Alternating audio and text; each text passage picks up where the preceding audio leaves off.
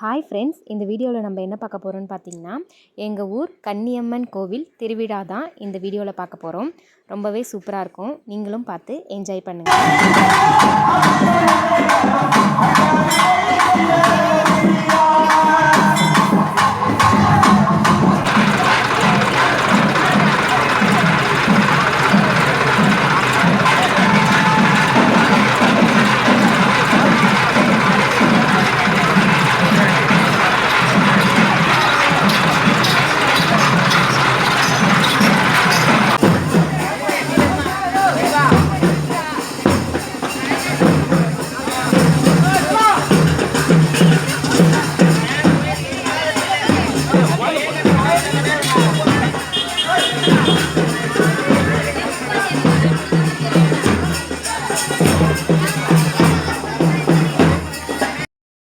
இவங்க தான் பார்த்திங்கன்னா எங்கள் ஊர் கிராம தேவதை ஸ்ரீ கன்னியம்மன்.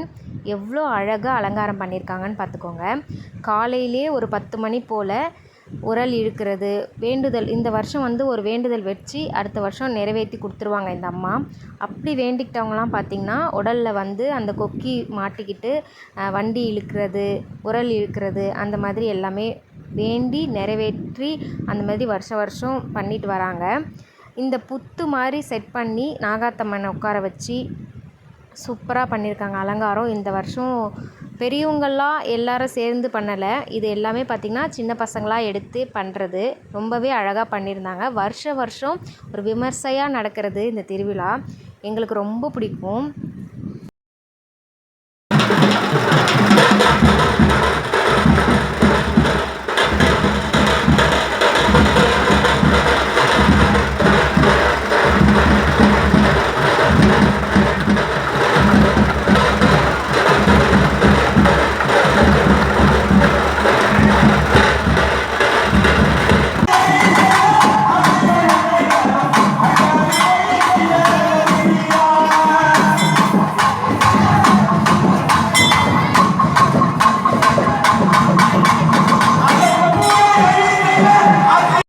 இந்த நிகழ்வு தான் பார்த்திங்கன்னா நான் சொன்னது, கார் இழுக்கிறது, உரல் இழுக்கிறது, தேர் இழுக்கிறது. இது காலையில் ஒரு 8 மணிலேருந்து 10 மணிக்குள்ளே சரி பண்ணிடுவாங்க.